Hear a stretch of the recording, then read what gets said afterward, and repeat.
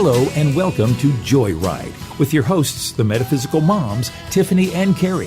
JoyRide takes you on a spin through all things spiritual and soulful, including holistic healing, energy work, and personal development. Now, here are your hosts, Tiffany and Carrie. Hello, everyone. This is Carrie. And this is Tiffany. Hello. And welcome to the JoyRide Show. And okay, I want to start this by doing a shout out. Shout out. We have a fan club president that we need to talk about. Sherwin Bro.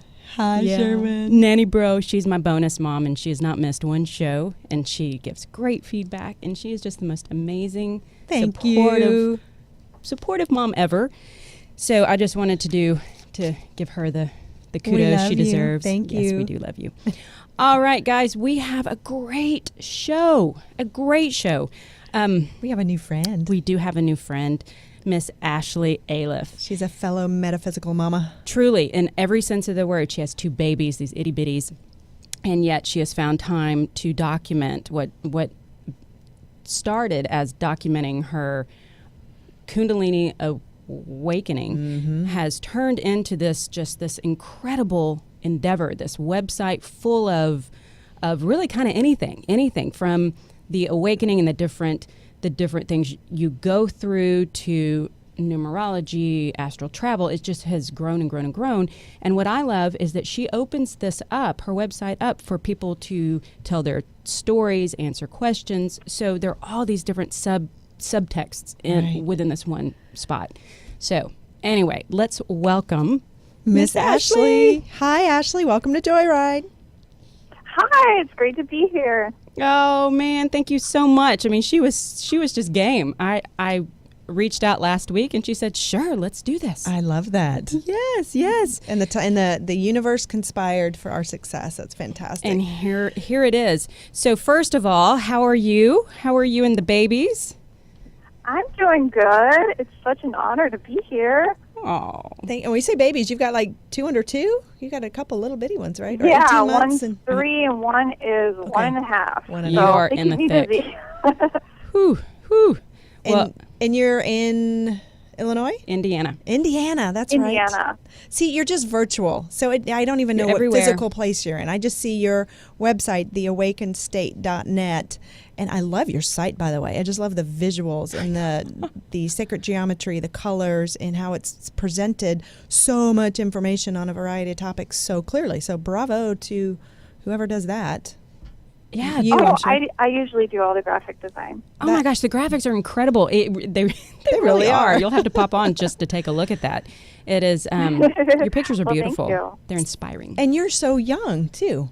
You seem like I'm 27. You have gone through this in your 20s and created the awakenedstate.net, and we're going to get into your whole story of how you got here. But what you have is, I see it as a haven for the others that are going through this process of their own spiritual awakening. And for many people, I feel like it hits you upside the head. You have no idea what you're going through.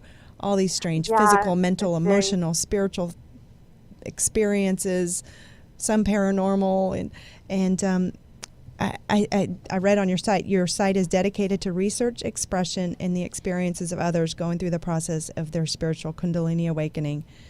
And you don't put labels on things. You just kind of have it as an open forum and throw kind of all things out there.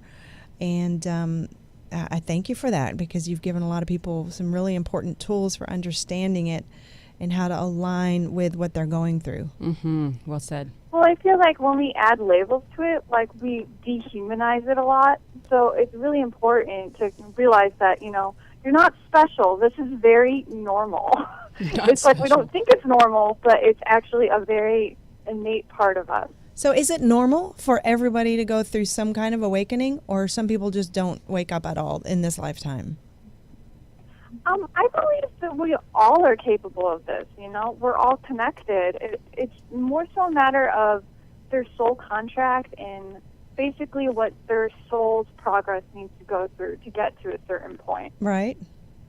And I understand the energy of this time right now. We are really being more and more being called to wake up. More and more, kind of the alarm clock's going, and we're trying to hit snooze. There's a lot of resistance brewing. Yeah, but that is the impetus for change, I think, is the contrast to. Absolutely. And so I do think that we need that, and boy, have we manifested it. But it is, but we won't go down that road. It's funny because you say that, Tiff.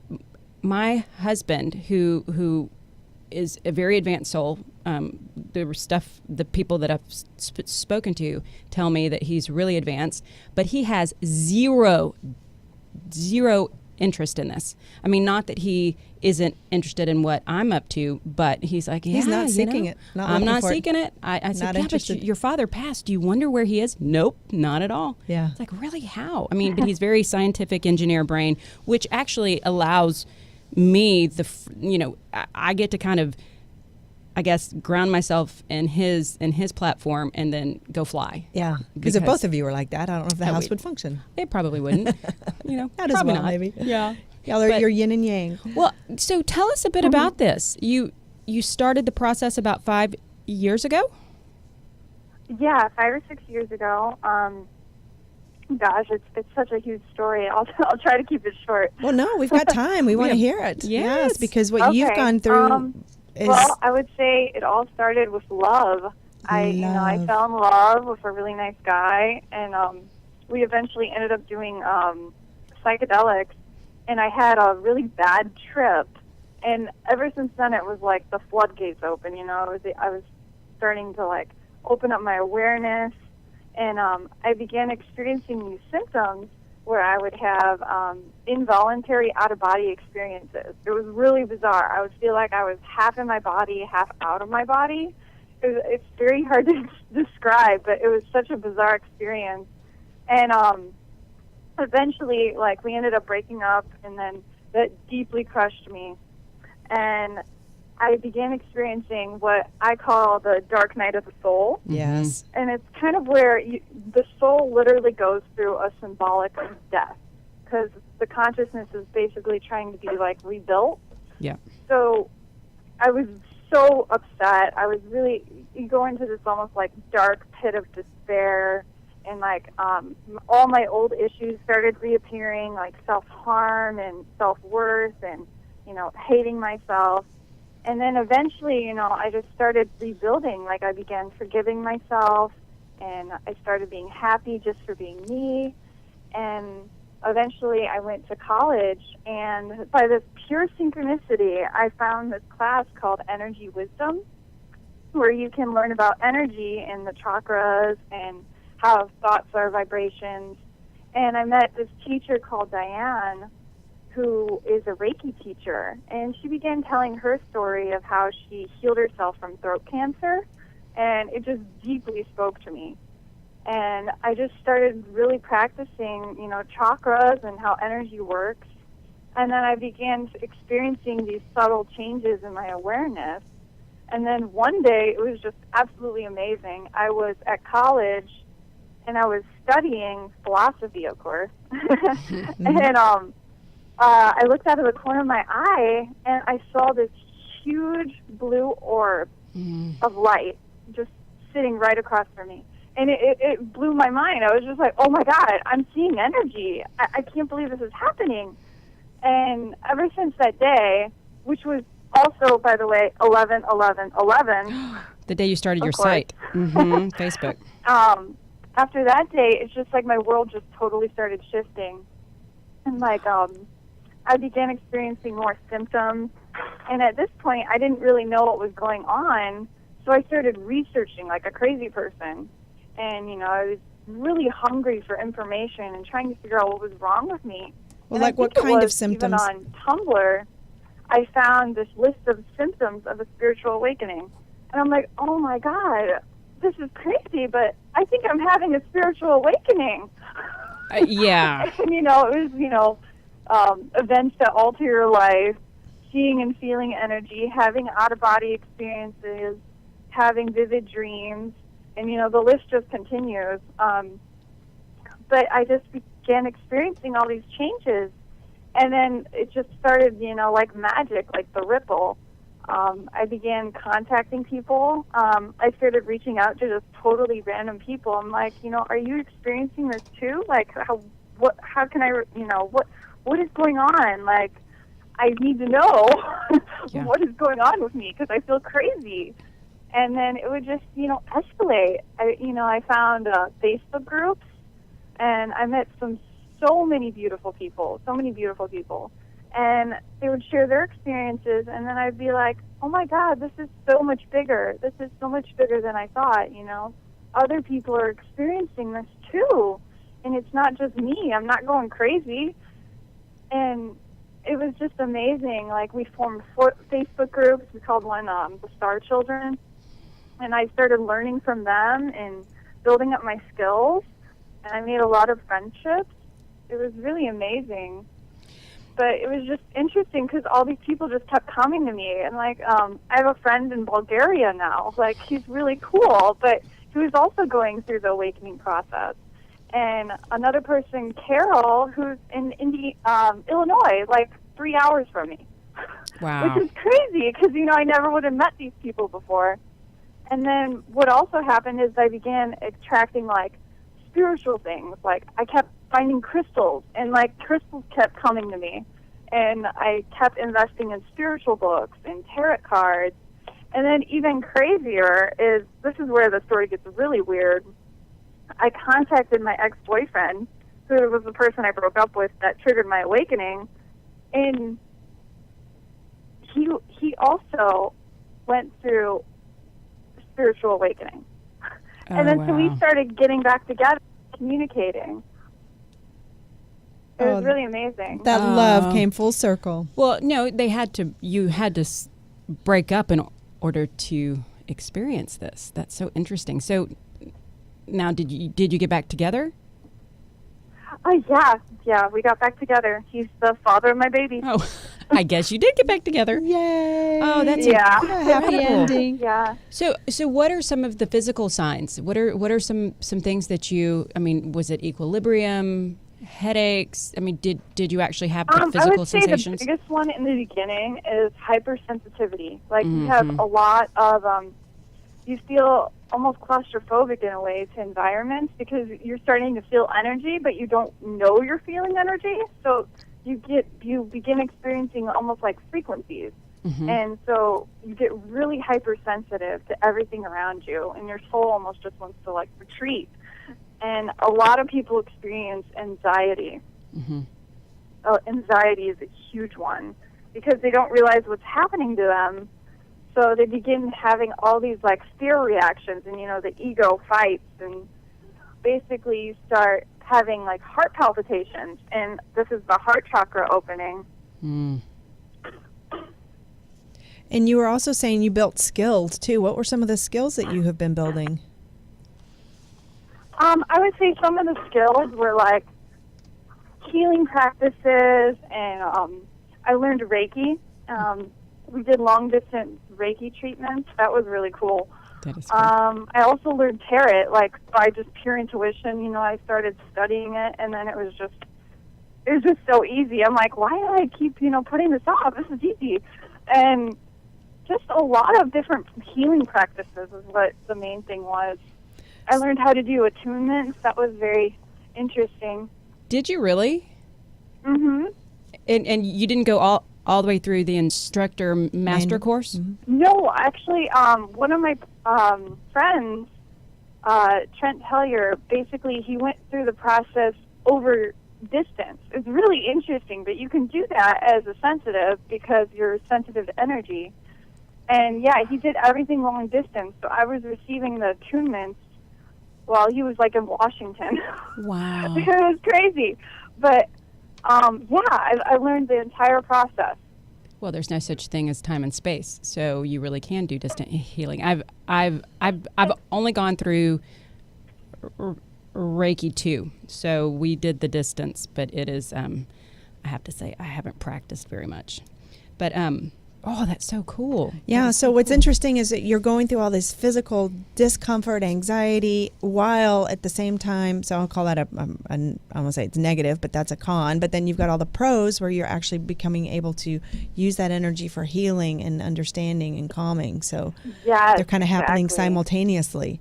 So a lot of people going through this might call it a midlife crisis or go to the doctor or take a pill to just get through it, to a lot cope of with people it. believe they're either losing their mind or they're completely dissociated. Like, a lot of people actually get labeled with mental illness, and it's really sad because they're basically just experiencing spiritual awakening. You know what? Yoganandi? Yep, thank you. That's what he said. He went to the psych ward, and he said half of the folks here are actually waking up, that they're not crazy. They see spirits, they hear spirits, but we think, oh, they're schizophrenic. Yeah. Thank you. And but they're really not. I mean, they're just waking up. I know Marianne Williamson's latest book, From Tears to Triumph, she talks about so many people are having a dark night of the soul and are trying to medicate themselves out of it. Yeah. And she's not saying that medication is not sometimes very necessary to help the brain equalize, but many people don't understand what's actually happening to them and are trying to avoid it when it's exactly what you need to go through, what your soul is wanting you to progress through. That's exactly right. But wow, doing it alone must be terrifying. Yeah, it was definitely, I mean, it's a journey, let me say that. There's some high moments and then there's some low moments, but. Okay, so can we go back to one thing? I've always wondered about this. So the psychedelics, how does that look? I mean, and I'm sure it's different for every person, but they always, I mean, there've been studies on this, how you really can shed the body and as spirit, you kind of go out into the world. Is that right? It's hard to say. I mean, I believe psychedelics are more like a tool into the inner mind. Like, it's literally a tool into understanding who you are. Mm-hmm. So, what exactly are you asking? Well, I was just wondering, we've seen it in different shows, and how does it feel? I mean, I know that you said you had a bad trip, and I've never gone down that path, and just with drugs, and I mean, I don't really judge it, but I've just have never been called to that. Well, what happened to me is I experienced ego death, and I didn't realize I was experiencing ego death because I was still really new to everything around me, and so I literally felt like I was dying. It's a very bizarre feeling. It felt like the room was closing in on me, and I couldn't breathe. And basically what happened is we did it at a concert, so I was feeling everyone in the room. It felt so claustrophobic to me because I didn't realize I was sensitive to energy at the time. So what happened was I was just feeling the entire room. It felt like I was almost in tune with the collective consciousness, but I felt like I was dying. And it was very scary for me because, we're surrounded by people. It was very cinematic almost. I bet it was. But what happens is in any psychedelic trip is you experience the death of the ego. And sometimes it's either a small form of ego death or it's like a huge form of ego death. But what happens is the ego kind of just strips back and you're able to see clearly who you are. You are able to approach almost a symbolic death of the old self. So your old identity is completely ripped to shreds in that moment. Most of us don't know what to think with that. So what happens is we think we're dying, but we're not. We're being reborn. And it's really beautiful because, after I had the bad trip, everything calmed down after that, and I was fine. It was kind of funny, but because of that experience, it triggered me. And because of what it did is it triggered my Kundalini and completely catapulted me awake. Wow. So, but you can't go back from that, though. I mean, once you've experienced that, you can't unexperience it. You know what? We're about to head into a break, and we'll come right back. I want to hear more. This is fascinating. All right. We'll be right back with the JoyRide Show.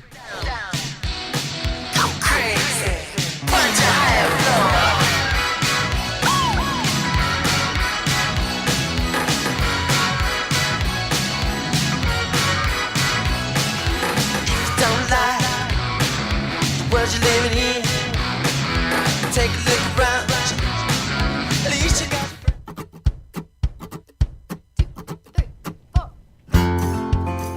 And we're back on JoyRide speaking with Ashley Aliff, who's a fellow metaphysical mama, and her website is theawakenedstate.net. We'll put links to everything we're talking about on our website, which is joyrideshow.com. Look for the episode blog and all the different things that Ashley's up to, because if you're going through your own spiritual awakening, Kundalini arising experiences alone, it can be quite disorienting. Well, and so Ashley, you've been telling us about how you sort of, the catalyst was you got into that altered state of consciousness with a psychedelic, and the very limited knowledge that I know about them is that they, it's been around forever, and all different kind of ancient wisdom. People using mushrooms and ayahuasca and peyote and to get to these altered states of consciousness, to expand the awareness and to, like you said, to lose the ego identification that we have in this life.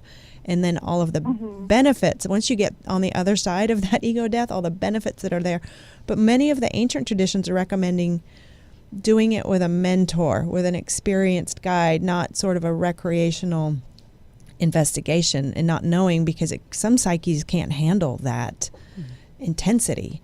So doing it with a mentor or a guide or some kind of spiritual practice where you can do it more gently. And I think that speaks to your question, right, Carrie, about does it have to be a big traumatic? Well, we've all heard of these things. I mean, we've all heard of people that have the awakenings. Tiff, you and I have a friend that she was in the hospital with these different, with all these seizures, seizures, and she finally realized, oh my gosh, that's what this is. And it stopped as soon as she kind of asked for a more gentler approach. But then, like you said, on the other side of that, she could see spirits, she could communicate, talk to angels. She's channeled she opened up. Yeah, exactly. And so I wonder about that. And if people have gone through it in an easier form, and can you ask for an easier form of it?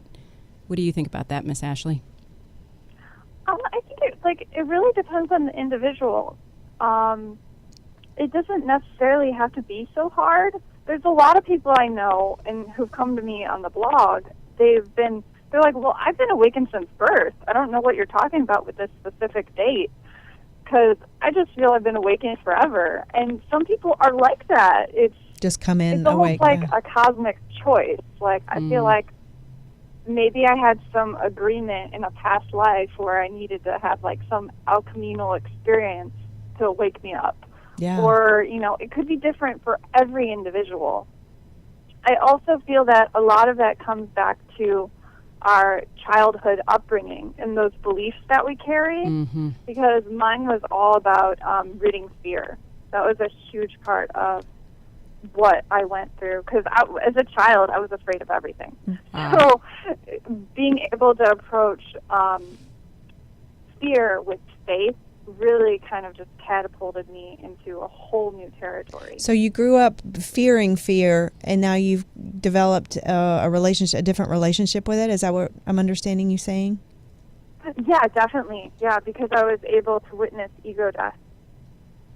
Okay, you got to tell me, what does that feel like to witness ego death? I mean, that's... Oh, gosh. And was it just in that one psychedelic experience, or was it... absolutely blissful. It's going to sound weird, but... we want to go there. Okay. I don't believe death is real. Yeah, we don't either. Nope. I believe it's just an illusion we create through the fear of separation, and the soul is eternal. So what we experience through ego death is that the identity we make up is basically based on our past and future selves. So in the present reality, we are always real. And it's an absolutely blissful feeling knowing that you are made of love, you came into the world through love, and it's going to sound really silly, but you are a star cluster that is made of a cosmic orgasm. You are literally the manifestation of love. Woohoo! Love children. Yeah, and that is true ego death. A star cluster of cosmic orgasm. Is that what you said? I got to write that down. Yeah. I'm writing it down. I'm already there. That's who I really am. Did you know that? I love Thank you. The wisdom that you have at such a young age is incredible. I mean, just the fact that you can see these things and you really truly get it is amazing. That is beautiful. And so how was... part of that is just because I put myself out there, and, I listen to everyone I come into contact with, and I really observe, like, the patterns. Because what's really weird also about spiritual awakening is it happens kind of in stages. Like, there will be a stage where, like, people who are really early on the process, they're obsessed with astral travel. I don't know why, but it's almost like they're dissociated. So they keep wanting to learn astral projection. And then they start experiencing the energy. And then it just kind of transfers over and over. And I feel like it's almost similar to the chakras because, the root is all about fear and our connection to the world. So it's almost, and then you go into like, the sacral, which is creativity, and then the solar. And the solar is all about willpower and the maturation of the ego. So, in that, the hugest shift on the spiritual awakening is the mind, which is the solar plexus, and the heart merging as one. Yeah, so it's really interesting to me because to be able to see all those different perspectives, you start to see how everyone has this particular shift. Right. And it's really fascinating. When you were in your blissful state and you felt like you were connected to everyone and everything, that's what all the ancient wisdoms teach us, is that we are that. And I can kind of get it, I can kind of imagine what that might be, but to actually experience it, I have personally not gone there yet. That would be amazing to get to that state. It's so beautiful, I don't recommend psychedelic tools to everyone because I don't think some people can handle it, but if you're able to witness that, it's just so beautiful. So has it's hard to even describe. It's so beautiful. Has that stayed with you? It's literally like you were witnessing heaven on earth. Yeah. Has it stayed with you? Has that made the imprint and made the shift where it stayed with you, or do you forget and get back into your, fear and mode? Does that make sense? Yeah, absolutely. Even the bad trips are technically good trips because they've showed me so much about myself. Right. And so you've done this without sort of this mentor guide that I've always been told you have to have a guide, you have to have a mentor. Yeah. You've kind of done it on your own, it sounds like. You didn't take that route. Yeah, I always do it with my my fiance. Oh, so he's your buddy. You got a buddy. You got a spirit buddy with you. Got a spirit buddy. Yeah, I'm very sacred about it. Like, I normally am very strict and, I'm not like a raver or anything. I make it like a ceremony. It's very special. I wonder what you were in your past life. I wonder who you were in your past life. Shaman, I would love to know that because I think that would shed a lot of light onto who you are now. So that is incredible. Thank you for that. Thank you for telling us about all of that. Yeah. Wow. So you do actually carry that. So each time you experience that, do you bring more of that into your, I guess, who you are now? Yeah, absolutely. Well, I believe every experience that we have like that is really almost like a cosmic ripple being sent out. Mm-hmm. Yeah. Well, and there's a chemical thing going on too. Like the DMT is actually awakening the pineal gland to make its own dimethyltryptamine or whatever it is. Yeah. The spirit molecule, they're calling it. What I believe is so beautiful about DMT is it's what we experience during childbirth. Right. Ah. And they say your body manufactures it in meditation. Really? Yeah, that's the only time that your body will create it. Well, maybe when you do psychedelics or things.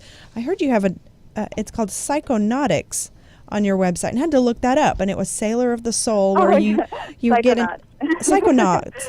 You get into altered states of consciousness with meditation or mind-altering substances. So you can do it without the substance by going into your mind, and it will actually create this exact same spirit molecule, DMT. Yeah, you can do some of the stuff sober too. Like, if you go into trance or even like a very deep state of hypnosis. Yeah.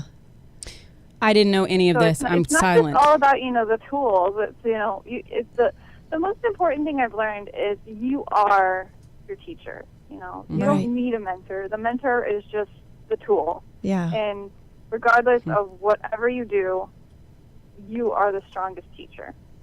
I agree with that. I have this library, this huge library of, and I just, like you said, I buy books and books and books and books. And then finally I was done, like no more books, go inside. And I realized that everything at this point that I look for is already inside. I just have to go in and ask. Yes. And so, and I think that's an evolutionary part. By the way, so you went to college, and at your school, they actually had this class on energy? What school did you go to? So bizarre, right? Yeah. You know what's so even weirder? After that season, they took it off. So it was just for you. Yeah. It was just for you. It literally felt like it was just for, there's probably maybe 6 people in the room. That's And I incredible. think by the end of the class, there was 4. You lost some. So it was really interesting. Okay, I just had an aha moment. And I talked to her, I think it was a year after the class, and I'm just like, you changed my life. And yeah, and she taught me this really beautiful thing, because I was in a state where I was really fearful still, because, I was having those past beliefs come up since I was working on my chakras. And she's told me something that stays with me forever. And she said, you can choose to look out that window and you can see destruction and death and terror, or you can choose to see heaven. But it's your perceptions and it's your choice. Free will, baby.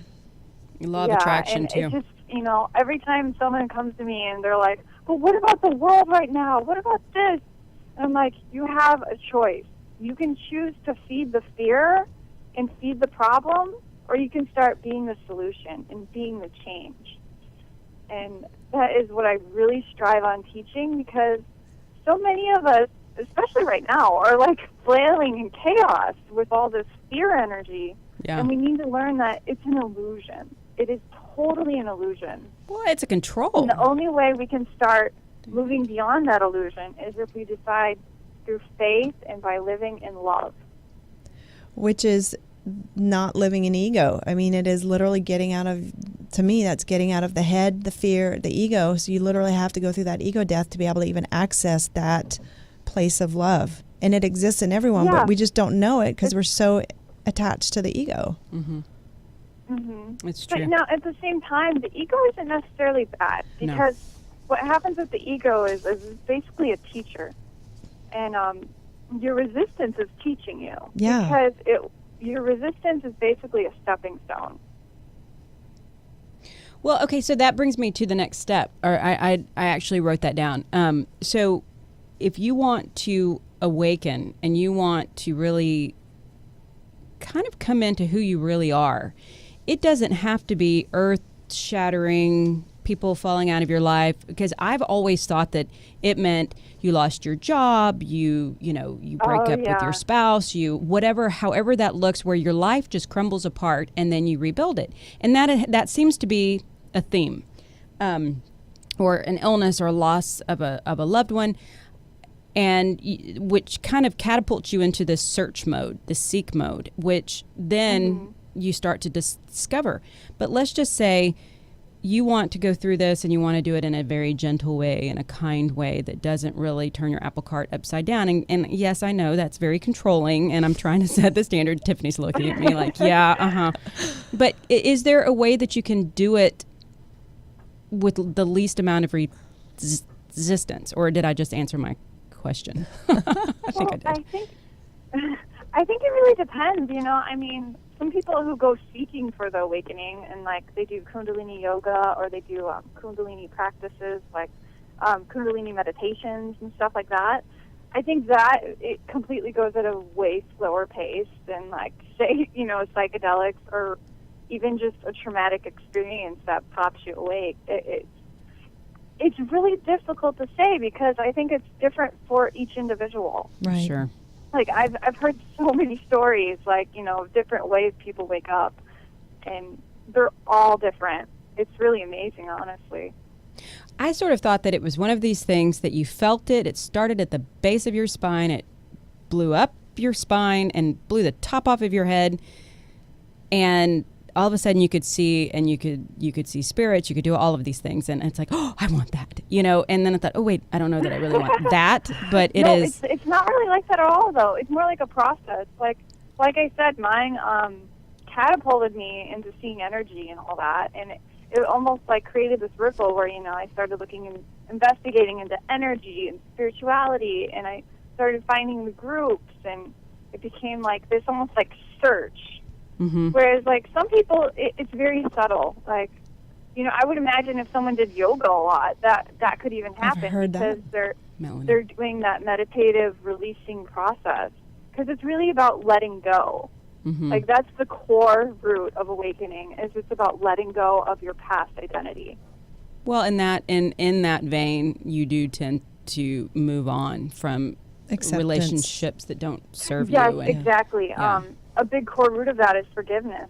Forgiveness and acceptance. And I understand it to be getting your mental, emotional, spiritual, and physical body on the same page, where not one of them's out of resistance. And maybe when, you know, you've got all this going on, but you're not eating or taking care of your body's going to have more resistance and more symptoms than if you were listening to it and following. I don't know if that makes sense, but kind of getting them all on the same page seems important. It does. And I know that I have, during the last few years, you know, you get the vertigo where you feel like you're walking sideways, or your head really hurts, or you're real fuzzy for a while, or, I mean, there are different things that when you look it up, it's like, oh, okay, this too shall pass. And it does, and there's nothing wrong. I mean, there's, you know, I'll go to the doctor if I feel that I need to. And so, I mean, according to everything you're saying, Tiffany, we're waking up. I'm in the middle of it. Yeah. I think, according to all your list of symptoms. Yep. Here we are. And some days are bright and sunny, and some days are dark. It's hard. But as we often talk about, we need that contrast. Yeah. No, I'm sorry. I was just going to say, I love your website, and how I found it. I was looking for the harmonic convergence, and which happened in 1987, and there's this grid around the world, around this earth. And so I wanted to know more about that. I mean, just for myself. And you popped up, and the more I dug, the more it's like, oh, this is rich stuff. This is some really great stuff. But you also have information on chakras and astral travel and numerology. I mean, you have all these different, you know, sacred geometry, and they're all under each text. There's just tons of information. You are an encyclopedia. Well, it's mainly from all the questions I've been receiving. You know, after my awakening, I opened up a blog on Tumblr where people could submit questions, and I just started. What I did is I grabbed my entire archive and put it on the website, and so each category is based on each question. But now I'm also starting to do articles, so there's a bit of a mix.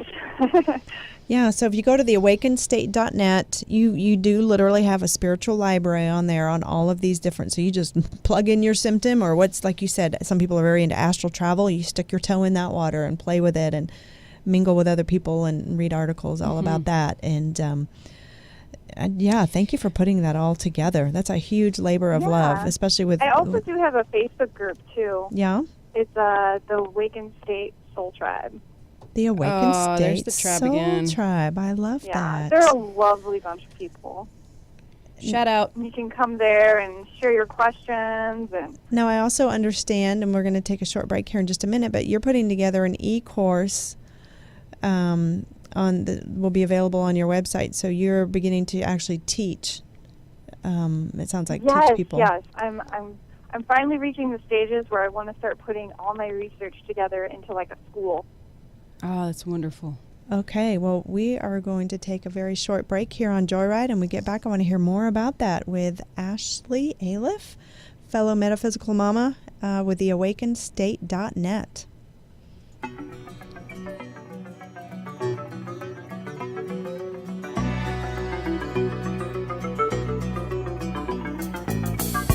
I was a highwayman. Along the coach roads I did ride, with sword and pistol by my side. Many a young maid lost her baubles to my trade. Many a soldier.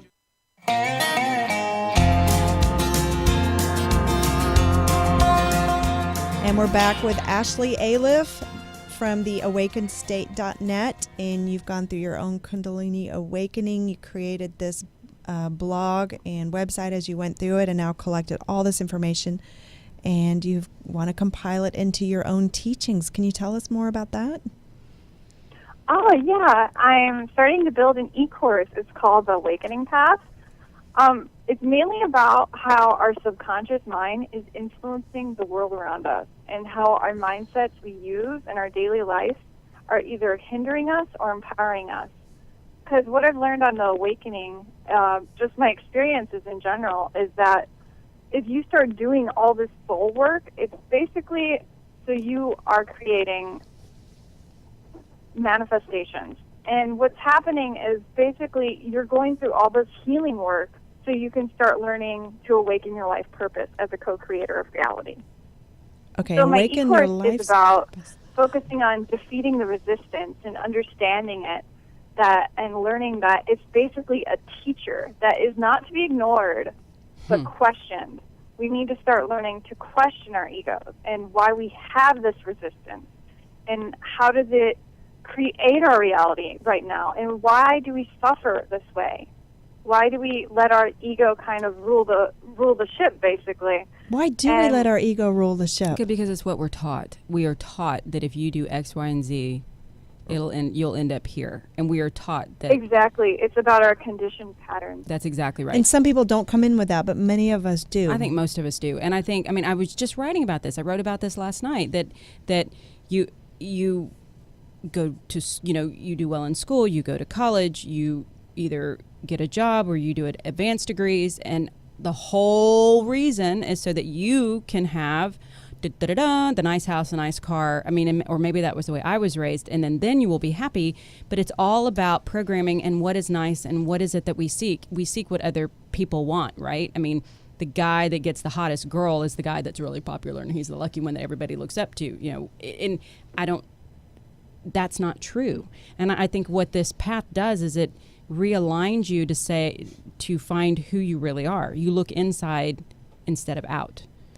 Yeah. Yes, because you learn to realize that happiness can't be found outside of you. It must be found internally. Right. Exactly. But then there's also this misconception that if you're on the path, you're supposed to give away everything and the meek shall inherit the earth. And I'm not downplaying that. I don't know a lot about that, but I'm just saying I don't think that that's necessarily true. That I think that we are now in a place where we can have both. At least I hope we can. Yeah, I believe I like that pretty too. things. I think I mentioned this before, but it's really about learning to create that balance between the external world and the internal world. That's literally the divine marriage that we're trying to create, is the masculine and feminine, or the yin and the yang. Mm-hmm. That's exactly. I think you are exactly right. And so with your e-course, you don't have to give away too much of it, because I think that that people should go on and hop on and find out for themselves. But give us a little taste. Who is it for? Well, I'm mainly focusing on how we use mindsets and understanding that mindsets are basically ruling your life. Mm-hmm. How we choose to view our beliefs is how we are seeing the world. Because, like how Mike Dooley says, thoughts become things. Mm-hmm. Well, basically, you are either created by your limited beliefs, or you're learning to start creating empowering beliefs. And I love what you and said. So what I've come to learn is once we start doing that soul work, we're basically creating the building blocks to learn to manifest our dream reality. Right.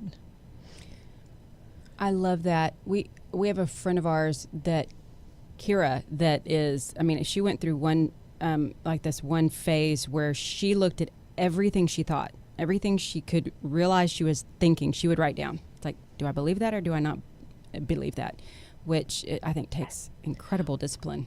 That's what I was about to say. I love what you said, Ashley, about your teacher. The ego is your teacher. It's not to be ignored, but to be questioned. And Kira's been a huge proponent. You have to question every thought. Mm-hmm. Question it. What do I believe? Yeah. What would I have to believe is true to feel that? Right. And really do that internal work. So I love that you said that. I feel like so many people decide to ignore the ego, or they shame it, or they beat themselves up about it. And I think when we do that, we're really doing a disservice to ourselves, because we're not realizing, well, wait a minute, why am I experiencing this? Why is this, what am I resisting really? And once you start digging deeper, you're like, oh, that's why I was resisting that. And then it's gone. And I think that all circles into our beliefs. Mm-hmm. I've heard the analogy of your ego being like a puppy, and if it's not trained, it will poop and bark and ruin your house and just create a living hell. But if you train it, it will be your best, most loyal companion, your fetch dog, your watchdog, your protector. But you have to learn to discipline the ego and not let it run the show. Your heart, your soul runs the show, and then it will be your... It's almost like your ego is basically your willpower. Yeah. You know, but there are so many ideas out there that ego's bad and we want to obliterate it and we want to get rid of it. And, you know, I don't like that idea because I kind of like who I am. Okay, I mean, if you think about it, you are using your ego every day. Yeah. Well, that's who you are, right? You wouldn't exist if you didn't have an ego. Exactly. You know? So you need both. And I try to make sure that people realize that the ego isn't bad. You know, your negative emotions are not bad. It is how you are viewing your negative emotions. Mm-hmm. Mm-hmm. I love that. And, you know, I think about my kids. One of my sons just popped into my mind, and it's like, I don't feel well, and they're crying and pitching a fit. What's wrong? I don't know. It's like, how many times have we been in that state of, I don't know what's wrong. I just want to throw my phone, you know. So we can find all the information about the Awakening Path, your new e-course, where you've compiled all of these years of research and articles and experiences into a program where we can literally walk through and start to examine our own thoughts and our own minds, going within and understanding how these limiting mindsets are creating the reality that we're experiencing. And if we don't like it, do the work. Right. So we can go to your website and find all that, theawakenstate.net. When will it be out? Currently, it is not out. I am hoping for spring to launch. I've been really pushing myself to do it. Okay, well, we are ready, eager, and waiting to click apply. So you get that ready when the time is right. We will be there. And I've just, in the meantime, you can go to the website because you have so many articles. You've got all these tabs about chakras, Kundalini, awakening, energy, rituals, numerology, manifestation, healing, consciousness, insight, astral travel, symbolism and archetypes. And workbooks too. And you can click, and then there's just all these articles underneath them with, I think a lot of people have a lot of validation about what they're going through and some tools and techniques and at least understanding once they read it to kind of go, okay, I get that. That's part of it. I don't have to be afraid of it. Here's how I can use it. Yeah, I even have some series too. Like I kept getting requests on what is the process like, so I decided to create an article series that is basically goes through like the main pivot points of the spiritual process. I think you can find that on the symptoms page. Okay. Okay, so am I almost done? Am I almost through it? I'm teasing. Does it ever end? Is there an end point to this? Yeah, does it actually even end, or is it just a continuous of maturing and evolving and spiral. Stepping into you keep it? Going back to the same I think place. it's just about evolving as a society. Like, I don't think we realize this, but we are witnessing the evolution of humanity. Like, it sounds weird to say that, but no, it doesn't. That is what we're experiencing, and all of us are evolving at different rates in time. And basically, we're all just kind of going through the soul work to get there, I believe. I've heard, and I love this, it's like a spiral, and that you come to the same point, but you're at a different place. So yeah. It is. So yeah, that makes sense. Yeah, so it's never, we found that from Dr. Deb Kern. Yeah. And I love that idea. Yeah, there were times at the beginning when I would tell Tiffany or Kira, I'm done with this. This shit sucks. I'm done. I don't want to do this. Because it would get hard and it would get stressful. And they're like, all right, call us when you're out of your hole. And then I would, okay, never mind. I'm not done. And I was thinking last week, I have not felt that way in a long time. Because some of it's just really not fun when you really do resist it and you think. Oh, yeah, absolutely. One of my hugest things was overcoming emotions. Like, I used to feel my emotions were really out of control. Right. I've heard that explained that when your boundaries or your emotions, when things change, there is this time frame where you discard the old, but the new is not set yet. And so they really are all over the place. You know, someone can say, I don't like your shoes, and you start to cry. and it can get that way. Yeah. Because like your soul's almost going through like a purging. Mm-hmm. That's exactly right. So it's so much fun. Okay, so numerology. I want to hit that before the end of the show, because I've always thought, you know, yes, I take my name and I turn it into things and I come up with a number and there we go. But the way you put it is so much more interesting.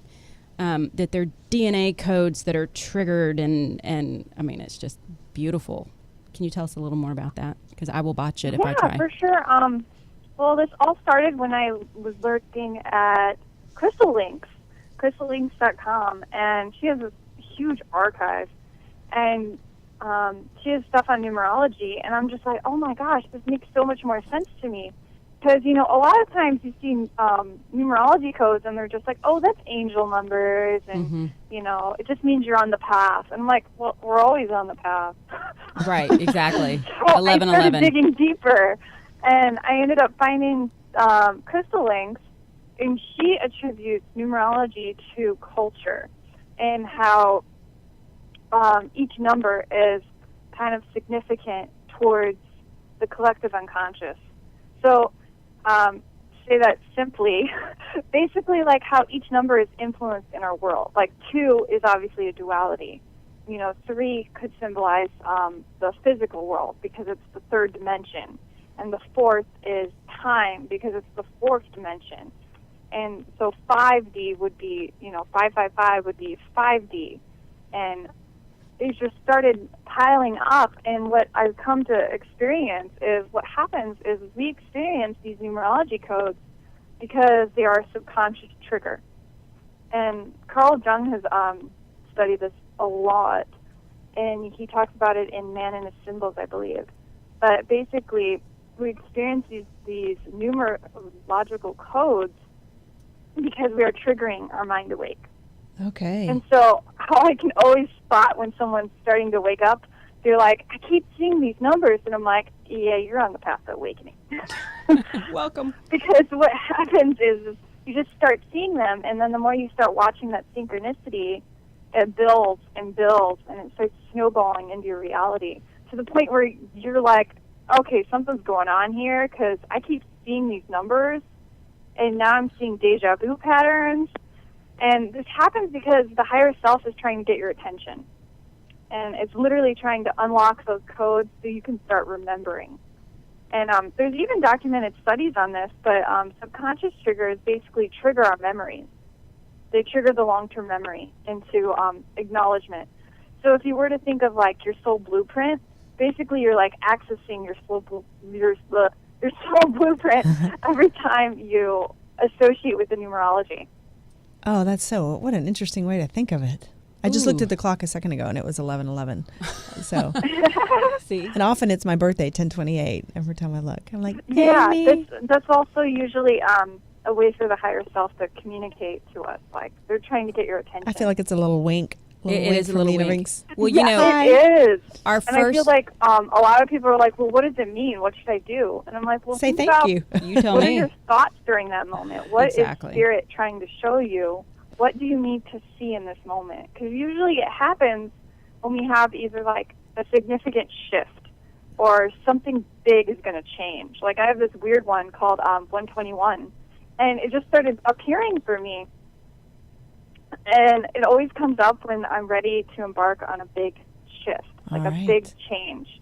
And so some of them, they're not just like 111 or, 1111. They're different. So it's interesting. So my father's birthday is my husband's, and my birthday is his dad's. So I thought that was sort of a signpost. And then Tiffany and I had our very first show on my birthday. So my birthday is some sort of a 421. It's some sort of a that's cool. Something. I haven't resonated so much with the numbers, but I see flashes of blue light, and that always is my trigger for, okay, what am I thinking? Where's my mindset right now? It's almost like that, hey, pay attention to what you're thinking and doing. The little flashes of... Like your subconscious is trying to... It's just, some little heads up, or sometimes if I'm upset, it's some little like, hey, we're here, it's cool. don't forget, don't get too far into the fear mindset. We're here. And it's like, oh, it's just a little flash of blue light, sometimes right in front of me or around my vision, that reminds me. It's just like a little reminder. So, I get that too. And I've always thought it was spirit, like it's a guide or an angel. Something, that's right there. I don't know. I wanted to ask you, Ashley, how has it been having babies with this state, and how have they come in? Honestly, they teach me new things all the time. Right? They're our teacher. I think as a mother, you really learn to open up your heart more, because you're not putting yourself first anymore. Yeah, and I mean, I know they're so young, but do you see their colors, their auras? Do you kind of get a feel for who they are and what they're all about? Oh, yeah, absolutely. I feel, the way I see children is children are the evolved versions of ourselves. So, I mean, literally. Children are the adult versions of ourselves. Evolved versions. Okay. Yeah. I love that. They're so sweet and innocent and trusting and loving, aren't they? Yeah, they are. They're here to teach us. Well, well, as I've come to learn, is really children themselves, they already believe they're infinite beings. It's only when they start being conditioned is when they start really developing that ego sense. Yeah, and they're master manifestors. They have us take care of them, feed them, entertain them, snuggle them. I want milk. Okay. Yes. Yeah, that's true. I love that. So what's your next thing? So your e-course, and then eventually you want this to lead into a school, or you see this moving into a place, metaphysical studies? Yeah, that's my absolute dream. Is I would really like to start changing all of my research into schools so I can directly start helping people. Because I really like sharing all this information, but I feel like there isn't enough, there's not enough workshops out there. There's not enough hands-on experience. We're not getting our hands dirty, so to speak. We need to start bringing each other together in a way where we could start doing the work and experiencing those changes. One thing I have right now is an Awakens library where people can download workbooks so they can start learning to talk to their spirit guides. There's one that's a dreaming workbook where you can start asking yourself power questions. I'm really fond of power questions where you start digging deeper about yourself. And I have just other guides in there about the beginner's guide of spiritual awakening. But basically, the thing is we're being given all this information, but we're not really implementing it into the real world. And that's what I really am striving to do is, we need to start bringing our tools to the physical world. Yeah, not just understanding them logically, but actually experiencing them and putting them into practice. Well, and what I love... Yeah, exactly.